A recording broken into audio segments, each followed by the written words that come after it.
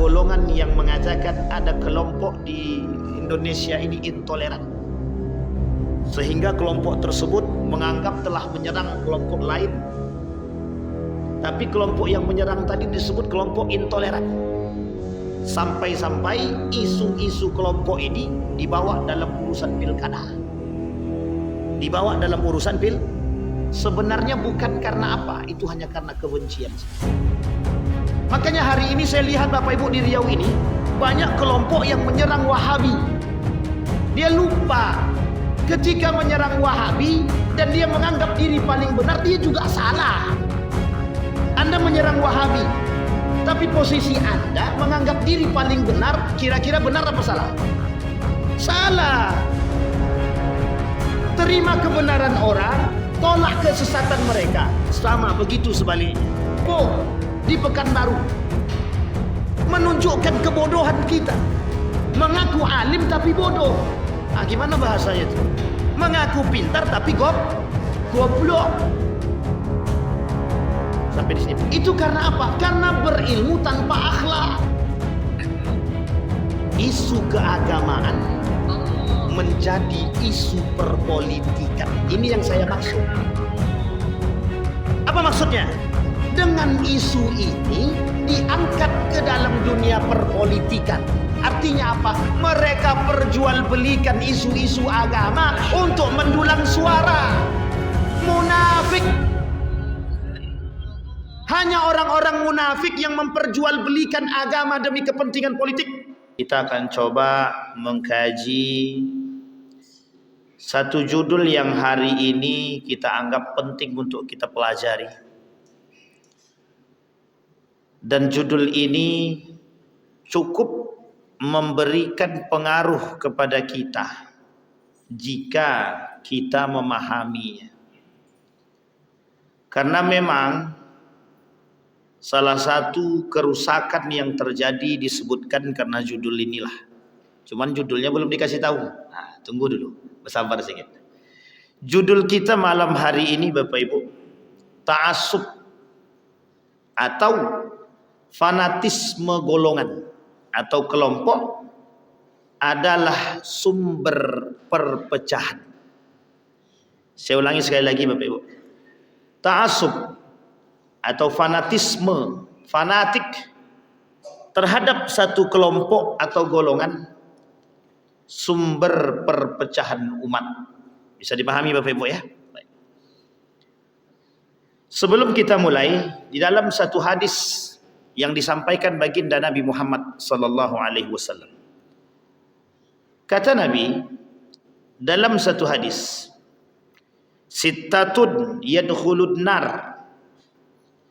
6 perkara yang masuk ke dalam neraka qabla al-hisab. Kita tak sebutkan 6-6-nya nanti. Kita pilih salah satu yang berkaitan dengan judul. Sittatun yadkhulunan nara qabla al-hisab. 6 golongan masuk ke dalam neraka sebelum dihisab. Jadi kalau masuk dalam surga tanpa hisab ada, maka masuk neraka tanpa hisab pun ada. Bapak Ibu pilih masuk neraka tanpa hisab atau masuk surga tanpa hisab? Pasti semuanya pilih masuk surga tanpa hisab. Itu fitrah Ustaz, betul. Masalahnya benar enggak tuh kan gitu. Tergantung pada keimanan seseorang kan begitu. Sittatun 6. Kata Nabi yang pertama al-umara bil jur. Seorang pemimpin yang jahat, yang buruk perangai. Yang kedua, al-arabiyatu bil asabiyah. Fanatisme golongan. Orang Arab yang fanatik terhadap kearab-arabannya. Ada orang yang memuliakan nasabnya sampai fanatis terhadap nasab dia. Ada orang yang fanatik terhadap marga dia. Ada orang yang fanatik terhadap suku dia. Ada orang yang fanatik terhadap golongan dia. Ada orang yang menganggap atau sangat fanatik terhadap kelompok dia. Sehingga yang paling benar kelompok diri dia saja. Akhirnya yang terjadi menyalahkan kelompok yang lain. Marga si anu itu tidak lebih baik daripada margaku. Darah biru tak boleh berduduk dengan darah merah. Orang yang tak berdarah mati berarti. Paham ya Bapak Ibu ya? Dulu bangsawan itu duduknya dengan orang-orang bangsawan aja. Kalau orang miskin duduknya dengan orang miskin aja. Orang yang menengah duduk bersama menengah saja. Sehingga terjadi diskriminasi. Diskriminasi yang terjadi itu menyebabkan daripada perpecahan antar umat. Orang kaya duduk bareng orang kaya saja. Sehingga terjadi kajian-kajian ibu-ibu sosialita.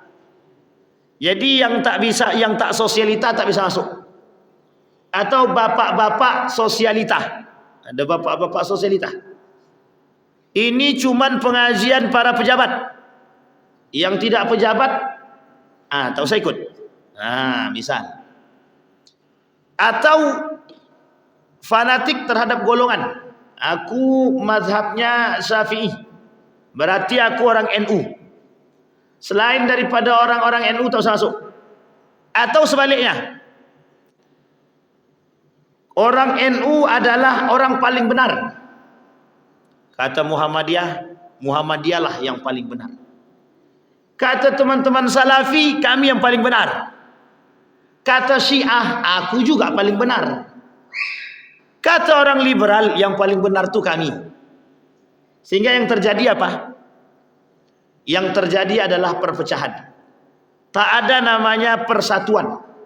Yang timbul adalah dengki. Yang timbul adalah iri hati. Yang timbul adalah saling menjelek-jelekkan antara satu dengan yang lain. Pokoknya jangan coba-coba jamaah itu ikut Salafi, Wahabi, merusak.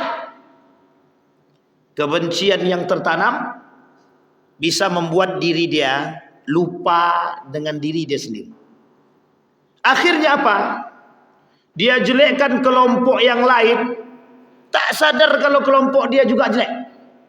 Kenapa? Karena ketika dia menjelekkan orang-orang lain, secara otomatis dia telah menjelekkan diri dia sendiri. Kita ambil contoh. Si Anu itu perangainya buruk. Disampaikannya kepada orang lain. Bahwa si Bang Jidin itu orangnya jelek. Pendek, hitam, pezina, pemabuk. Disebarkan luas. Tak sadar dia bahwa dia sedang menghina diri dia sendiri. Dalam satu ayat Bapak Ibu, dalam satu ayat, bahkan di dalam satu hadis yang lain, umat muslim itu dengan muslim yang lain itu bersaudara. Jadi kalau ibu menjelekkan muslim yang lain, bapak menjelekkan muslim yang lain, itu sedang menjelekkan diri sendiri sebenarnya. Sedang menjelekkan diri sendiri. Tapi yang terjadi hari ini, kata para ulama, fitnah akhir zaman. Fanatisme, asabiyah, itu adalah fitnah akhir zaman yang kelak menimbulkan perpecahan di antara umat muslim itu sendiri. Bapak Ibu boleh lihat hari ini, saling membenci antara satu dengan yang lain. Yang membenci siapa? Umat muslim. Yang dibenci siapa? Umat muslim. Loh, orang kafir tertawa dia. Kata dia. Membenci aja lah kalian, biar kami mudah aja. Yang satu memburukkan yang lain, yang satu memburukkan yang lain. Yang diburuk-burukkan, memburukkan yang lain. Yang diburukkan, memburukkan yang satu lagi. Apa kata orang yang menonton? Kami nonton aja lah. Berantem kalian mati, kalian senang kami yang ambil posisi. Itulah hari ini keadaan kita. Kenapa? Dalihnya cuma satu sebenarnya Pak. Taklid buta atau fanatisme tanpa ilmu. Dia fanatik tanpa ilmu. Di dalam Islam ada fanatik yang dibenarkan, ada fanatik yang tidak dibenarkan. Kalau seorang agamawan tidak fanatik terhadap nilai-nilai agama, maka perlu dipertanyakan. Misal Bapak Ibu tidak fanatik terhadap nilai-nilai agama, dia tak akan bisa menjadi orang yang soleh. Misal seorang yang fanatik terhadap ilmu Al-Quran atau nilai-nilai Al-Quran. Wajib. Itu yang dibenarkan. Tapi kalau dah fanatik terhadap golongan menganggap kebenaran mutlak bagi golongan suaranya adalah suara malaikat, ini masalah. Sehingga ketika ada kebenaran yang lain mereka tak mau terima. Kita ambil contoh paling sederhana, NU dan Muhammadiyah misal. Fanatisme NU mengatakan kami tak pakai kunut. Fanatisme Muhammadiyah kami pakai, terbalik. Fanatisme NU mengatakan kami tak pakai kunut. Pakai kunut. Kalau Muhammadiyah tak pakai kunut. Sehingga kata NU yang tak pakai kunut tak sah solatnya. Kata Muhammadiyah yang pakai kunut tak sah solatnya. Sehingga yang terjadi apa? Kalau orang Muhammadiyah bertemu NU berkelahi dia. Orang NU ketemu Muhammadiyah bercokak dia. Masalahnya adalah Bapak Ibu, masalahnya adalah padahal kedua-duanya ada dalil-dalil yang jelas. Artinya apa? Kedua-duanya menolak kebenaran kalau seperti itu. Maka yang diharapkan ketika ada kebenaran yang lain kita berani menerima kebenaran itu. Misal kunut ada dalil, ya sudah, tidak usah Bapak Ibu kecewa dengan orang yang berkunut. Oh tidak ada kunut, ada juga dalilnya, ya sudah terima saja. Apa maksudnya terima saja? Karena kedua-duanya ada dalilnya. Yang kedua-dua dalil ini bisa diperkuat oleh pandangan-pandangan yang lain. Artinya apa? Tidak memberikan dampak yang sangat-sangat kecewa pada hakikatnya. Hanya saja dibesar-besarkan karena fanatisme golongan. Sampai di sini bisa dipahami ya Bapak Ibu. Ini yang menjadi masalah. Ketika NU dijelek-jelekkan, wah itu semuanya muncul. Kami tak suka dijelek-jelekkan. Padahal mungkin tak NU itu salah. Bapak Ibu, mungkin tak NU salah. Kalau tak mungkin dia salah berarti Tuhan dia tu. Mungkin tak Muhammadiyah salah. Kalau seandainya Muhammadiyah tidak mungkin salah berarti Tuhan. Sampai di sini paham Bapak Ibu? Ada kemungkinan salah dari NU, ada juga kemungkinan salah dari Muhammadiyah. Lah sekarang ada kelompok yang mohon maaf menganggap diri mereka benar secara mutlak, yang lain salah secara mutlak. Itu muskilah.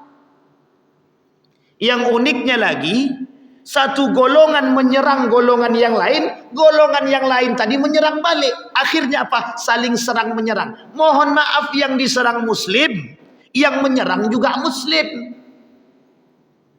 Makanya apa yang terjadi? Neraka kami siapkan untuk kedua-duanya. Neraka disiapkan oleh Allah untuk kedua-duanya. Kita respon Bapak Ibu. Kejadian yang baru terjadi. Biar Bapak Ibu tidak ikut-ikutan. Apa itu? Ada golongan yang mengatakan ada kelompok di Indonesia ini intoleran. Sehingga kelompok tersebut menganggap telah menyerang kelompok lain. Tapi kelompok yang menyerang tadi disebut kelompok intoleran. Sampai-sampai isu-isu kelompok ini dibawa dalam urusan pilkada. Sebenarnya bukan karena apa, itu hanya karena kebencian saja. Kalau secara keimanan kita berbicara, kita pasti bisa menerima. Mazhab itu ada 4. Ada Hambali, ada Maliki, ada Hanafi, ada Syafi'i. Kalau kita katakan rata-rata orang Indonesia mazhabnya Syafi'iyah, itu sebenarnya sebagian. Karena sebagian lagi mereka mengikut gaya ibadahnya bukan Syafi'iyah. Kita ambil contoh zakat. Itu zakat mazhabnya Imam Abu Hanifah dan Imam Malik. Bukan mazhabnya Syafi'i. 2,5. Tidak ada 2,5 mazhab Syafi'i. Mazhab Syafi'i 2,5 itu untuk apa? Beras. Kalau duit. Sampai di sini paham ya Pak? Kemudian perempuan-perempuan hari ini mengaku bermazhabkan Syafi'i. Kalau betul bermazhabkan Syafi'i, pakai penutup auratnya yang terbuka cuma telapak tangan dan muka. Harus pakai kaos kaki. Rata-rata ibu-ibunya nampak betisnya, nampak kakinya, nampak tangannya sampai di sini nampak. Itu mazhab siapa? Imam Abu Hanifah. Bukan mazhab Syafi'i. Artinya apa? Masih banyak amaliyah yang kita anggap Syafi'iyah pada hakikatnya bukan Syafi'iyah. Artinya apa? Uang kita yang bermadzhabkan Syafi'i masih bisa bertoleran dengan mazhab yang lain yang kita pakai. Loh, kenapa orang lain yang bermadzhabkan yang berbeda dengan kita tak bisa kita terima? Sampai di sini bisa dimengerti Bapak Ibu ya. Ini penting.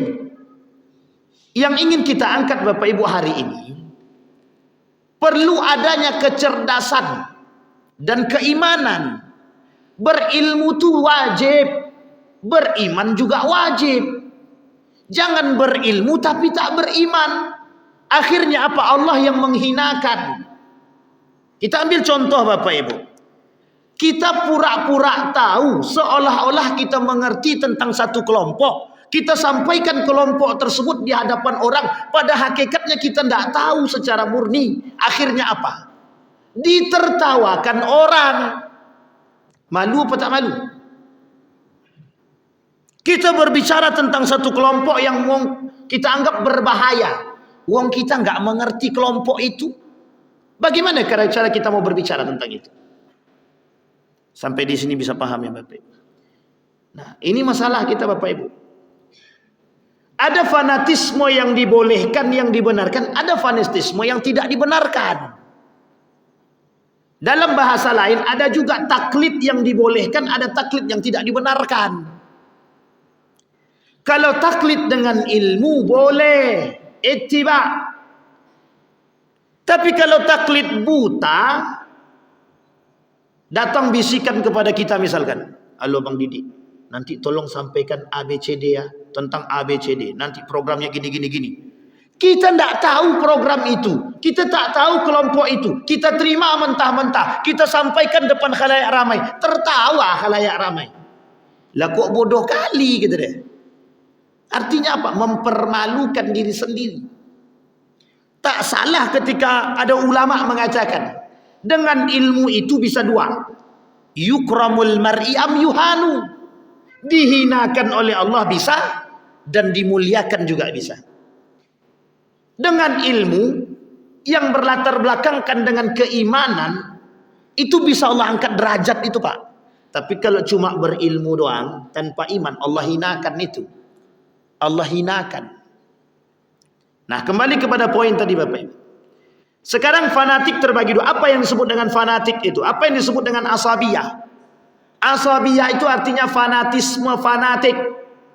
Apa maksudnya fanatik? Mencintai satu golongan yang berlebihan. Ghulu. Berlebihan. Dalam surat Al-Maidah, Qul ya ahlal kitab la taghlu fi dinikum ghairal haq wa la tattabi'u ahwa'a qaumin qad dallu min qabl wa adallu katsira wa dallu an sawa'is sabil. Apa kata Allah? Hai ahlul kitab, janganlah kamu berlebihan di dalam agamamu dengan cara tidak benar dalam agamamu, dan janganlah kamu mengikuti hawa nafsu orang-orang yang telah sesat dahulunya sebelum kedatangan Muhammad, dan mereka telah menyesatkan kebanyakan manusia dan mereka tersesat di jalan yang lurus. Iyyakum wal ghulu fid din. Jauhi oleh kalian berlebihan dalam agama. Fa inna ma halaka man kana qablakum bil ghuluwi fid din. Jauhi olehmu ghulu, berlebih-lebihan, sikap ghulu dalam beragama, sebab umat-umat sebelum kalian dihancurkan oleh Allah karena ghulunya. Artinya apa? Mereka berlebihan dalam agama di luar konteks keilmuan yang sesungguhnya. Kita ambil contoh.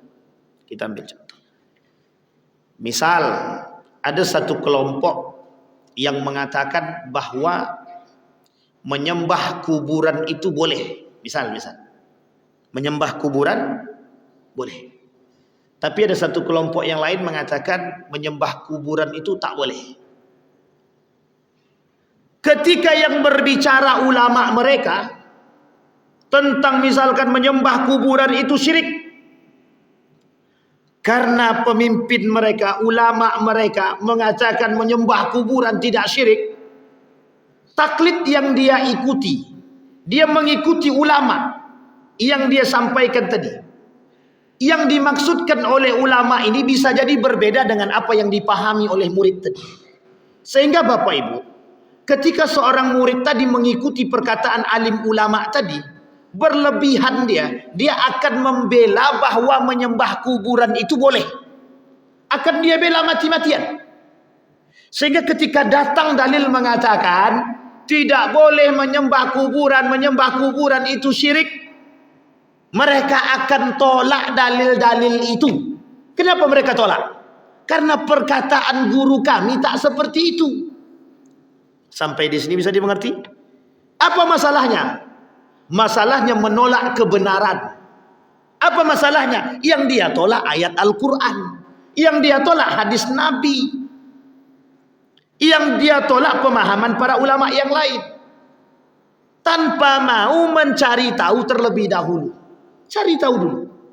Benarkah yang dilakukan, yang kami lakukan ini benar? Ataukah salah? Sunan Kalijaga punya murid. Diajak oleh Sunan Kalijaga merampok rumah orang kaya. Harta benda hasil rampokan tadi diberikan kepada orang yang tidak mampu. Satu ketika muridnya bertanya kepada Sunan Kalijaga, benarkah agama Islam mengajarkan mencuri seperti ini, merampok seperti ini? Apa jawaban Sunan Kalijaga? Tidak. Kelak akan muncul kelompok-kelompok yang akan membenarkan.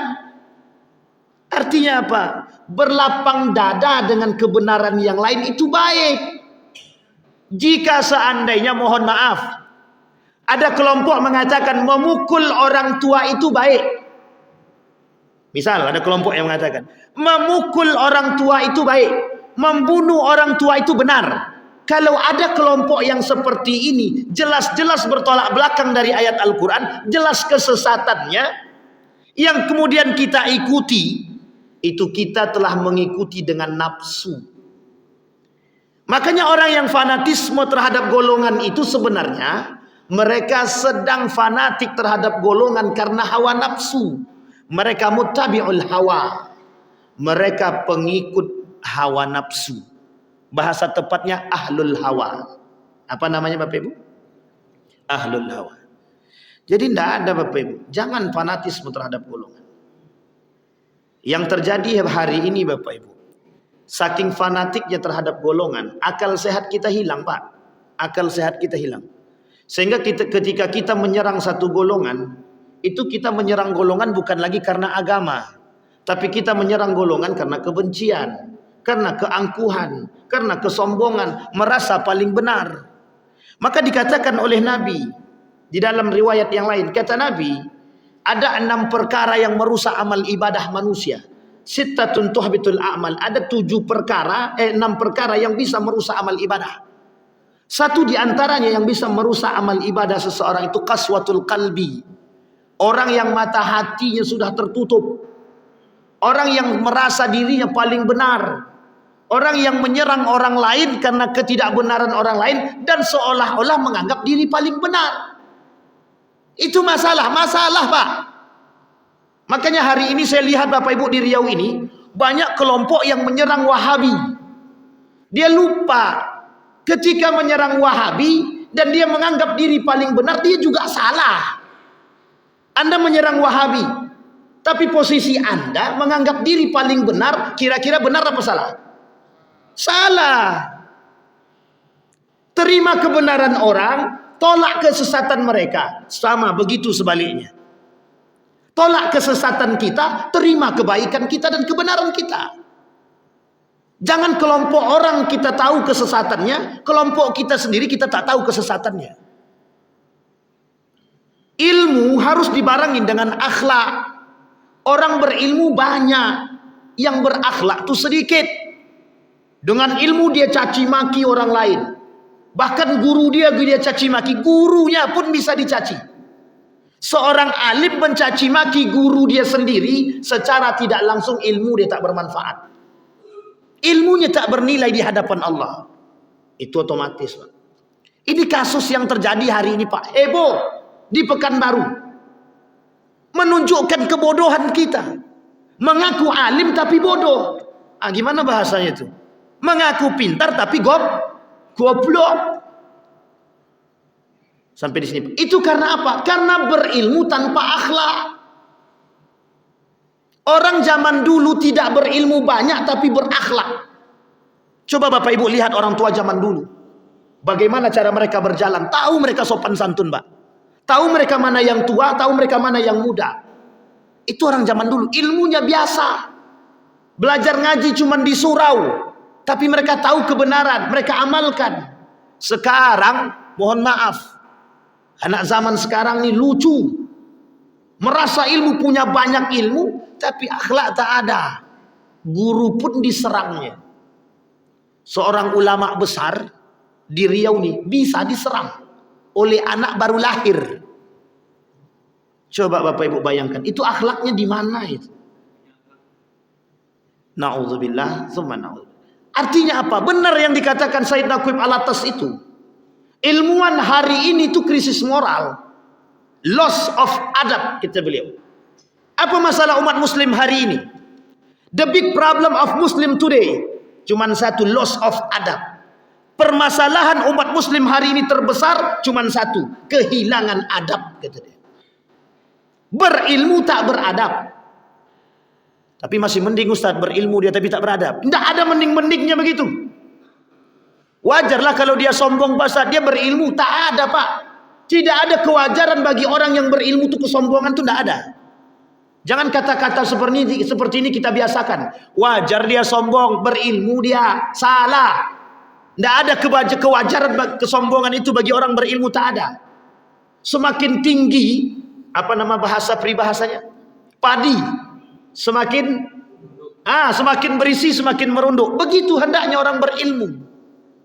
Semakin tinggi ilmu dia, semakin bodoh dia. Serius Bapak Ibu, orang berilmu, kalau semakin tinggi ilmunya, kenapa dia merunduk? Bapak Ibu harus tahu filosofi kenapa dia merunduk. Itu karena kebodohan.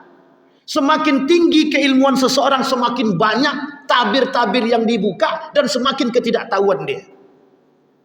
Maka mohon maaf Bapak Ibu, kalau ada orang berilmu, tahu dia dengan ilmu, maklum dia dengan ilmu dia, maka akan terbuka tabir keilmuan-keilmuan yang lain yang dia tidak ketahui, sehingga dia harus merunduk. Kenapa? Malu dia ketika dia mengatakan diri dia berilmu. Kenapa? Masih banyak keilmuan-keilmuan yang lain yang dia tidak mengerti. Itu tabir yang sebenarnya. Ini bukan semakin banyak dia tahu, semakin mantap dia, semakin tegak kepala dia, semakin tegak pula bahu dia. Sehingga mohon maaf, yang dia serang, yang dia caci, yang dia maki orang yang lebih alim daripada dia. Nah, ini musilah kita. Sama Pak, fanatisme terhadap golongan harus dibarengi dengan ilmu Pak. Harus dibarengi dengan ilmu. Anda mau ngikut Syafi'i, misalkan Anda ikut kelompok Nahdlatul Ulama, benar silahkan, tak ada masalah. Yang salah tinggalkan, yang benar ikuti. Bagaimana cara kami mengetahui kebenaran dan yang salah Pak Ustaz? Caranya satu, ngaji. Ilah kalau tidak ngaji gimana? Makanya mohon maaf Bapak Ibu, kenapa terjadi perpecahan di antara umat? Karena fanatik golongan tadi, karena kebodohan. Dia cuma main ikut saja, namanya taklid buta, namanya fanatisme buta. Sehingga apapun yang dikatakan oleh kelompok tersebut, mau salah kek mau benar ikuti. Itu tidak benar Pak, tidak benar. Yang salah kita tinggalkan, yang benar kita. Sampai di sini paham Bapak Ibu. Nah, kata Nabi, di akhir zaman itu yang terjadi. Perpecahan umat itu disebabkan karena apa? Karena umat manusia ketika itu, umat muslim ketika itu berbeda pendapat tapi dengan kebodohan. Berbeda pendapat bukan karena kecerdasan. Berbeda pendapat karena kebodohan. Nah, ini penting Bapak Ibu. Maka dikatakan oleh Nabi dalam hadisnya, iyyakum wal ghulu. Jangan berlebihan dalam beragama. Maksudnya gimana kok tidak boleh kami berlebihan dalam beragama? Begini maksudnya. Ketika Bapak Ibu mempelajari ilmu agama, pelajarilah sedalam mungkin yang bisa kita pelajari. Tapi ingat, ketika dapat satu ilmu, jangan ditelan mentah-mentah ilmu tersebut seolah-olah ilmu itu benar secara mutlak. Artinya begini, ilmu agama pasti benar. Masih ada kebenaran-kebenaran yang lain. Kita ambil contoh sederhana langsung tembak. Misal, ibu-ibu bilang, ada hadis mengatakan perempuan itu diharamkan dilaknat oleh Allah perempuan-perempuan itu ziarah kubur. Ini hadis, Pak. Coba kalau orang tidak mengerti ilmu hadis. Jadi kira-kira la'anallah zawaratul kubur. Perempuan-perempuan itu kata Nabi dilarang dan dilaknat oleh Allah kalau pergi ziarah kubur. Sekarang saya tanya ibu-ibu ada nggak yang ziarah kubur? Dilaknat sama Allah berarti itu. Loh, betul apa tidak betul? Kalau kita memahami hadis dari sepihak, pertanyaannya, apakah ada hadis yang lain? Pak, Bu, jumlah hadis itu bukan ratusan. Ratusan ribu. Kalau cuma 1.000, 2.000 hadisnya mungkin. Ini ratusan ribu hadis. Ternyata ada hadis yang lain yang mengatakan, ketika Aisyah datang kepada Nabi, meminta kepada Nabi, aku pengen ziarah kubur pamanku. Apa kata Nabi? Silahkan, pergilah. Kira-kira kalau hadisnya merujuk kepada Aisyah, boleh tidak perempuan tadi ziarah kubur? Boleh. Tapi kalau merujuk pada hadis yang pertama, boleh tidak perempuan ke ziarah kubur? Ternyata ada asbabul wurudnya. Nah ini yang menjadi masalah. Apa yang jadi masalah? Dipegang hadis tadi mentah-mentah, ditelan sampai dalam ke perut, sampai mau keluar itu hadis tadi. Sehingga setiap melihat orang-orang yang berangkat pergi ke kuburan dari perempuan, udahlah dalam otak dia dikecam itu. Ini perempuan tidak benar nih. Sampai di sini paham Bapak? Kita juga begitu. Kalau ada orang selesai sholat, dia tidak berzikir dia. Maksudnya dia tidak berzikir bersama dengan kita secara bersamaan. Bapak Ibu perhatikan baik-baik ayat Al-Quran. Allah katakan di dalam Al-Quran tadi, boleh berzikir itu qiyamau wa qu'uda. Mau dengan duduk kek, mau berdiri kek, silahkan. Artinya apa? Orang yang setelah sholat langsung berdiri, bisa jadi ketika berdiri dia dalam berzikir. Bolehkah? Sangat dibenarkan. Jangan karena kita tak pernah melihat sehingga kita kecam. Itu Salafi. Itu Muhammadiyah tuh. Belum tentu, Pak. Tiba-tiba ketua masjid keluar, dia pergi ke kamar mandi. Itu Wahabi itu kata dia. Itu Muhammadiyah tuh kata. Karena yang nampak tidak pakai itu hanya teman-teman Muhammadiyah dan teman-teman Salafi. Artinya apa? Dalam kacamata kita bawaannya buruk aja. Padahal ada yang mengatakan demikian.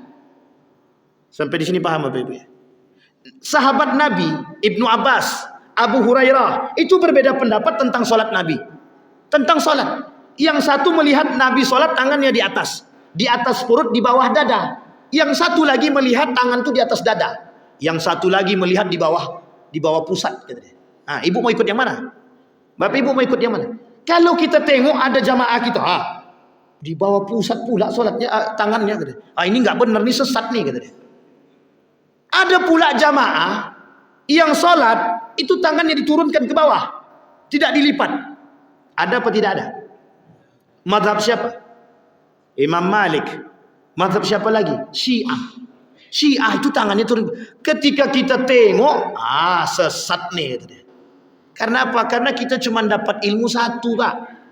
Kita cuma dapat ilmu satu. Akhir yang terjadi apa? Saling serang dan menyerang.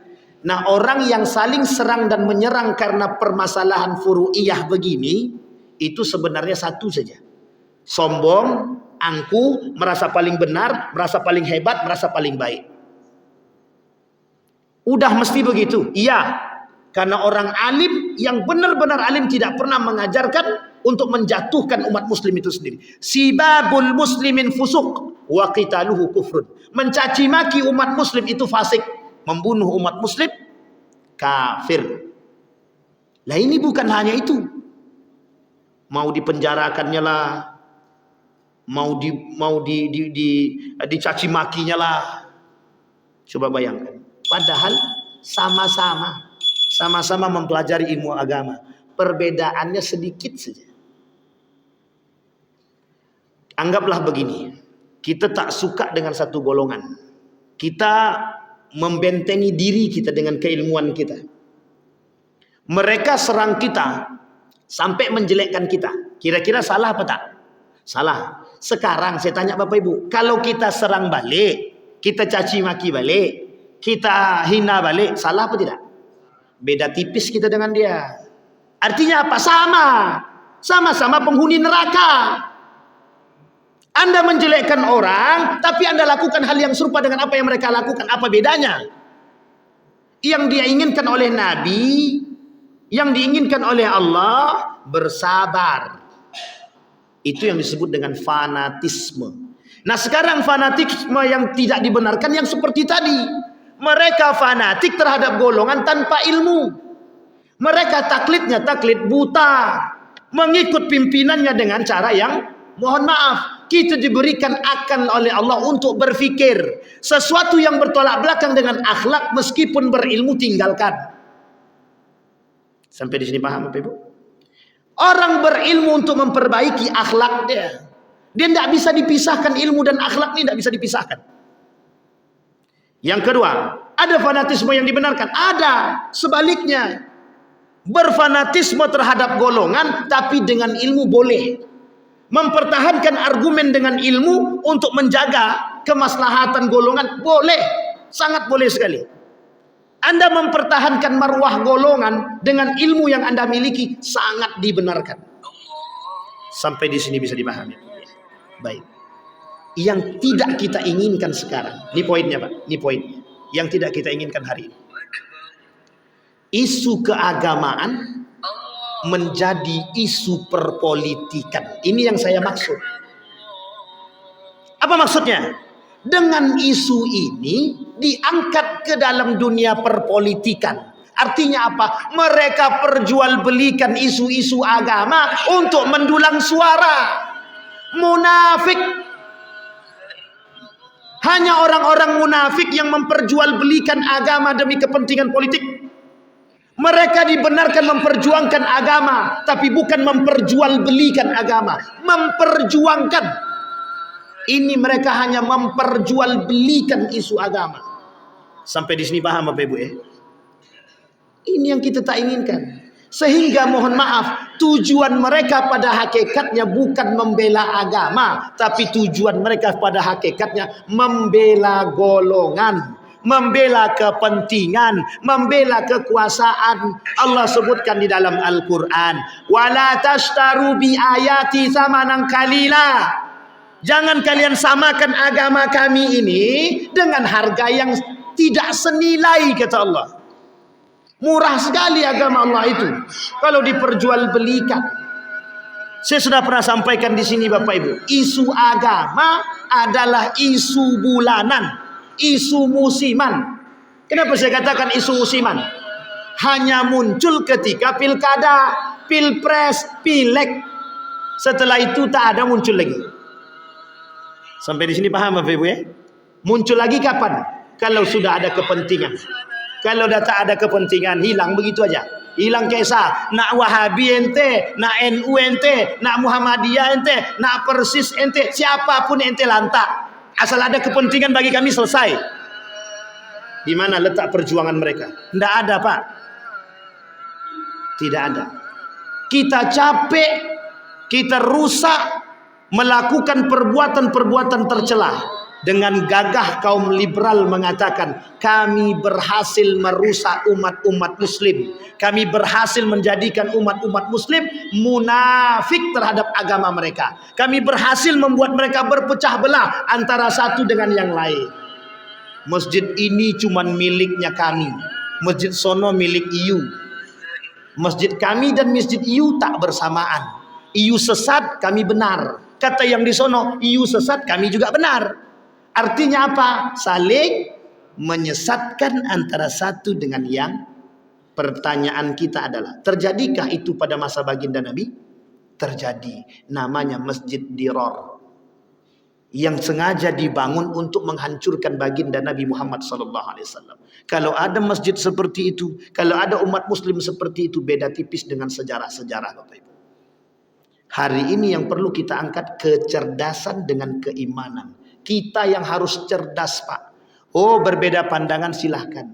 Oh, sekarang ini lagi musim nih kan, lagi musim nih, pemilihan pilkada. Bapak mau pilih nomor 12 silahkan.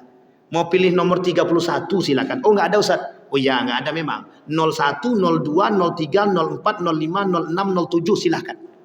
Mau 0 berapapun Bapak ini mau pilih silahkan. Yang penting Pak, Bapak Ibu memilih dengan iman, memilih dengan ilmu, memilih dengan akhlak. Kalau 3 ini Bapak Ibu sudah kedepankan dalam memilih, yang berbicara hati. Tapi kalau Bapak Ibu memilih dengan nafsu, itu jelas yang Bapak Ibu pilih itu karena ini. Karena apa Bapak Ibu? Karena piti. Gadangnya Ustaz datang ke rumah dibawanya 1 juta per kepala kata dia. Kami ada 5 orang dalam 1 Ustaz, 5 juta kami dapat kita. Makanya kami pilih Ustaz kita. Astagfirullah. Harga diri satu keluarga itu cuma 5 juta berarti. Cuma 5 juta harga dirinya selama 5 tahun. Coba bayangkan rendah apa tak rendah? Itu baru harga diri dia yang dia jual. Yang kedua yang dia jual harga kehormatan agama yang dia jual. Agama mengatakan haram suap, dia terima. Padahal dia sholat, padahal dia mengaji, tapi dia terima suapan itu. Iya ya Ustaz, kalau 100.000 kami tolak tuh Ustaz. Kalau 1 juta kami agak ragu sedikit. Iya juga. Kalau sempat 1 miliar, hilang kisah. Masjid-masjid pun dibelinya. Sampai di sini paham ya Bapak Ibu ya? Baik, kembali kepada poin kita Bapak Ibu. Apa yang dikatakan oleh Syekh Yusuf Al-Qardawi tentang ta'asubiyah. Terakhir sebelum kita tutup. Kata Syekh Yusuf Al-Qardawi, sedapat mungkin kita manusia, orang beriman, harus memahami konsep asabiyah dan menolak yang dilakukan oleh orang-orang terdahulu, fanatiknya mereka terhadap golongan mereka, sampai membuat kekejian, kemungkaran, dan perpecahan. Itu yang tidak diinginkan oleh agama, kata Syekh Yusuf Al-Qardawi. Kemudian lebih lanjut Yusuf Al-Qardawi mengatakan, seorang muslim wajib taat kepada nilai agama dan menjadikan pedoman kehidupan dengan keilmuan, dengan keimanan dan akhlak. Sehingga mohon maaf, asobiyah mereka, fanatik mereka terhadap keagamaan mereka, terhadap golongan mereka, itu dengan ilmu, dengan iman dan akhlak. Sehingga ketika terjadi perbedaan bisa bertasamuh. Apa tasamuh itu Bapak Ibu? Bisa bertoleransi. Sampai di sini bisa dipahami Bapak Ibu.